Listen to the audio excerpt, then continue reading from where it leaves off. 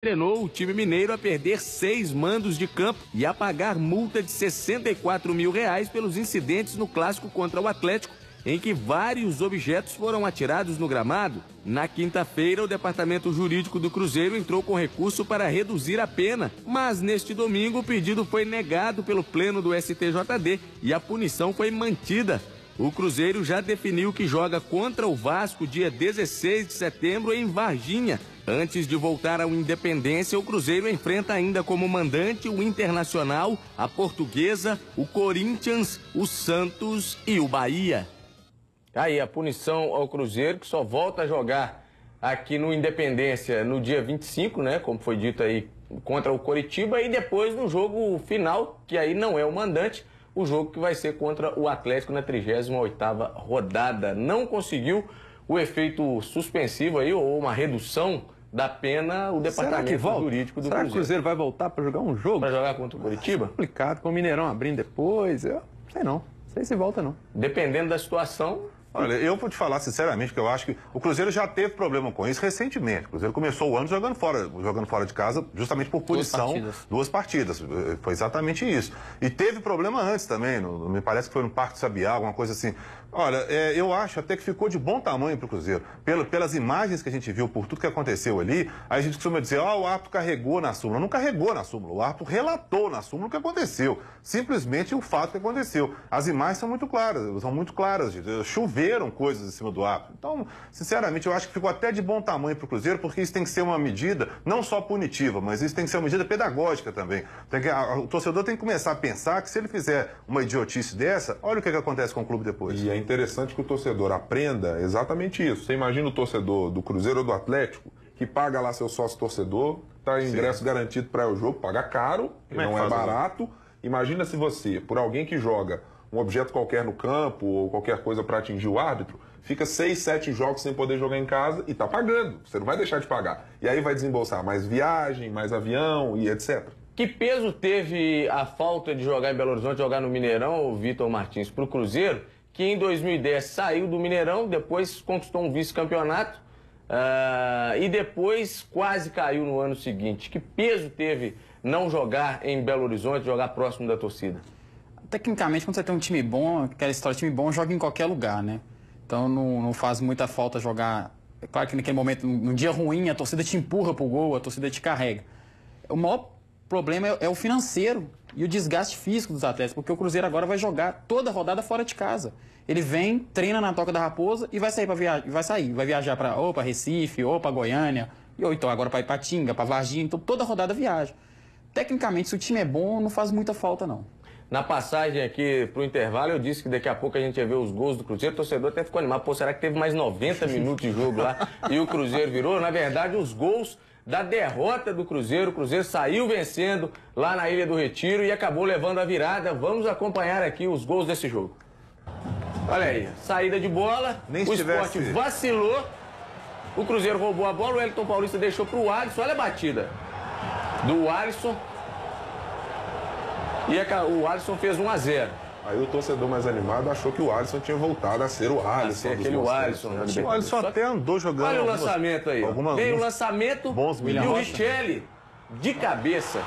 Lembrou com muito, cobertura, que belo gol, hein? Lembrou muito o gol que o Danilinho fez contra o Corinthians na segunda rodada do Brasileiro. Por cobertura. O goleiro não definiu se sai, se fica. E acho que é uma falha do Fábio, é uma falha de decisão. Ou você sai para definir ou você fica embaixo da trave. O zagueiro ou fica debaixo da trave. Não tô defendendo não, Ibrahim, mas eu acho que foi muito rápido o lance. Logo que o Fábio pensou em sair, a bola estava em cima dele. E eu acho que não é um lance isolado. O Fábio tem tido esse problema de decisão. Olha aí, olha aí. Vai vir um lance do segundo tempo. Olha a virada do Sport. Na verdade, o segundo tempo não. Olha a virada do Cicinho. Os dois gols foram praticamente no meio da zaga. Olha aí, ó. Cicinho, gente. Cicinho, aquele Cicinho. Vai pintar um toque de letra do Richelli, o jogador que havia acabado de entrar no jogo. O Gilberto fez o gol. Gilberto. E aí é que você percebe o que eu digo do Celso Roth ser um treinador que modifica demais. O Léo estava na lateral direita o jogo inteiro há 5, 6 jogos. No meio do jogo vem o Léo pro meio e o Diego Renan pra direita. Aí pro Léo adaptar, já não é aquelas coisas na lateral direita. Você vai pra zaga.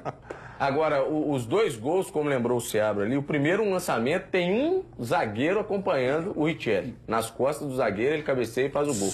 No segundo, um toque de letra, tem um zagueiro correndo lá no bico da grande área de um lado, o outro correndo no bico da área do outro, né? E o Gilberto entra livre para dar o primeiro toque na bola dele e fazer o gol. Mas sobre o primeiro gol, foi claro, talento e esperteza do jogador do Sport, mas porque o goleiro... E sorte também, porque ali... O goleiro também facilitou para ele, porque deu a oportunidade dele ver o goleiro fora do gol e tentar a cobertura. Pra gente lembrar um lance, eu fico com a mesma definição que tive no gol do Danilinho com o Cássio. Ou você sai para definir o lance e vai tentar abafar o zagueiro ou o atacante, vai tentar fazer uma pressão, ou você fica debaixo do gol e espera a definição do atacante. Acho que o Fábio tem titubeado muito nesse tipo de lance no jogo contra o Botafogo. Acho que teve uma situação semelhante no terceiro gol. Acho que é o momento do próprio Fábio, que é ídolo da torcida, rever esse posicionamento dele no campo. Agora, dentro dessas mexidas do Celso Roth, como é que fica, por exemplo, a cabeça do Lucas Silva, que num jogo é reserva, num jogo é titular, no outro é reserva, no outro tá fora da relação e no outro entra para ser um jogador ali para definir, para segurar o adversário? Tem coisas que, sinceramente, eu acho que extrapolam um pouco a questão de opinião. Alguém aqui acha que o Charles está jogando muita bola para ele ser titular do time do Cruzeiro? Não. Desde a volta do Charles, né? Desde a volta do Charles. Então, sinceramente, tem algumas coisas que eu acho que o Celso Roth tem feito que extrapola a questão de opinião. O Charles é uma, essa do Lucas Silva é outra que ninguém consegue entender. Mas o Charles faz uma função no meio campo do Cruzeiro ali que ninguém faz, que é segurar o pessoal na pancada mesmo, que senão entra mais fácil ainda. Mas, sinceramente, eu não vejo o futebol do Charles para ser titular. Acho que esse lance mostra bem isso, Seabra. É o momento que o Charles trava a jogada, e aí alguém precisa chegar, ele travou, aí defender, fazer alguma marcação. Mas o cara tá em campo só para aquilo? Não, claro que não, mas eu acho que o Pierre, por exemplo, no Atlético faz essa função. É um papel semelhante. É um jogador que bloqueia, que faz essa defesa. O Pierre, pelo segundo jogo consecutivo contra o Palmeiras, marca o Valdívia, que o Valdívia é amarelado, no outro ele foi expulso. Mas eu acho que o Pierre tem muito mais talento nesse caso do que o... Sim. Agora, a questão do Lucas Silva, como o Luciano lembrou. Gente, aí eu leio no Super Esporte essa semana uma entrevista do Celso Roth justificando a saída do Lucas Silva, uma queda natural de rendimento. Olha, aí tá brincando. Pra mim, eu vou ser sincero. Ele antes da partida contra o Botafogo, Felipe, só pra você complementar, ele disse que ele tira e coloca o jogador de acordo com o jogo. E ele achava que o jogo contra o Botafogo era um jogo perigoso. O clássico não era. Exato. O Lucas Silva entrou no clássico, então... Entrou no clássico. Pra mim, a única explicação foi ele ter tomado aquele drible do Ronaldinho. Eu não vejo outra explicação. Eu ouvi isso muito essa semana aí, mas isso é um absurdo. É um absurdo. Eu considero absurdo. O Marcelo Oliveira, que também tomou o drible do Ronaldinho, né? E outros atletas tomou 2 no meio de campo, claro. O critério não vale. Não, ele foi titular contra o Atlético Goianiense, que a família dele estava toda lá pra ver ele. Coincidentemente, ele nem ele ficou no banco, depois nem no banco ficou. Agora, e outro, você perdendo de 3-1 do Botafogo, vamos puxar para o meio de semana aí para sair um pouco desse jogo. Você perdendo de 3-1, você tira um meia e coloca um volante? Já tinha tirado o volante, que era o Sandro Silva. Para não perder de 4? E aí colocou um atacante. Mas ele falou na coletiva, ele falou, coloquei o Magrão para as coisas não piorarem. As palavras dele foram essas. Quer dizer, é o tipo de pensamento. E aí eu volto na questão do estádio. Eu, ao contrário do Daniel, acho que a ausência do Independência vai ser muito ruim para o Cruzeiro.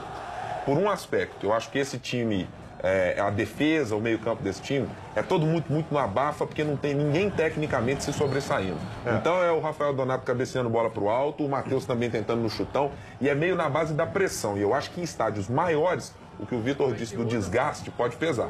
Se o Cruzeiro sair, eventualmente, de Varginha para jogar em outro estádio de dimensões maiores, acho que vai penar no campeonato, porque fisicamente não acho que é um elenco rápido, que tenha recomposição. E acho que os gols do Sport mostram muito claramente para mim. Só para encerrar esse assunto do Celso Roth, nós já entramos no segundo turno, já estamos aí com 3 partidos do segundo turno. Qual é o time do Cruzeiro? Alguém sabe dizer até hoje qual é o time titular? Aí vamos falar de punições, de contusões e tal. Será que é só isso? Será que é só a questão de cartões e de punições, de lesões? Eu acho que não. E um recado para o Thiago Carvalho, zagueiro, vai na imprensa e reclama, né? Porque normalmente está acontecendo assim no Cruzeiro. Quem vai na imprensa e reclama ganha vaga no time. Olha o Arlen Soares dizendo que não entende a saída do Lucas Silva do time, e o José Francisco está dizendo, meu Deus do céu, até que enfim apareceu alguém para contestar o Fábio.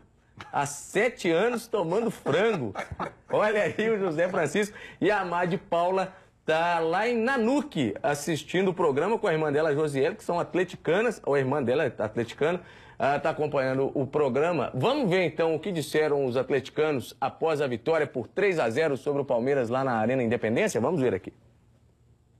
Jogo difícil, né? 4 partidas aí que a gente não vencia.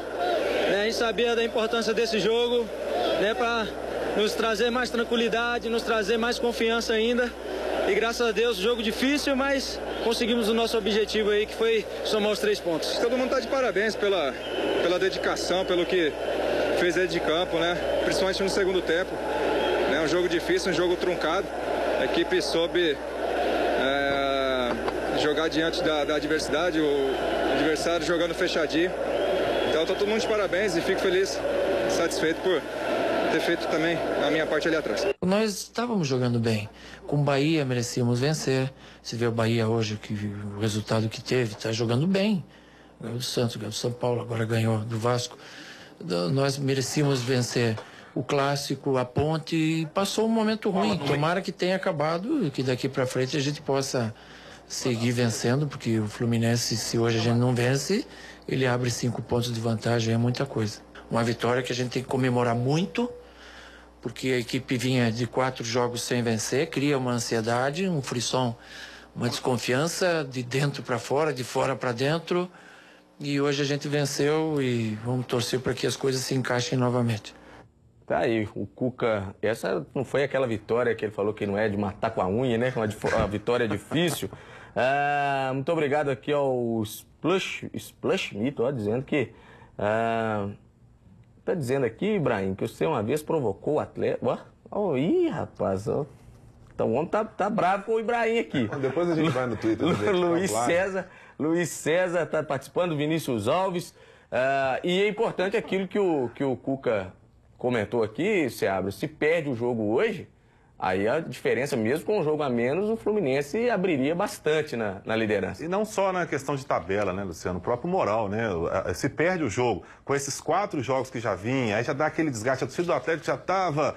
A que a gente está falando aqui, tem que ter um pouco de paciência, porque o Campeonato Brasileiro é longo, é complicado, é assim mesmo, é sobe e desce. E o Atlético está muito bem, não só na tabela, como no futebol. Então o Atlético vinha de resultados oscilantes, se perde o jogo de hoje, aí tudo ia ser questionado, tudo ia por água abaixo, o trabalho todo. Acho que tem que ter um pouco de calma. E acho que não é por aí, não. Disse muito bem. Se estivesse jogando mal, ponto. Sim, é uma coisa. É. Mas o Atlético criou... No jogo contra o Bahia, teve muito mais volume de jogo que o Bahia.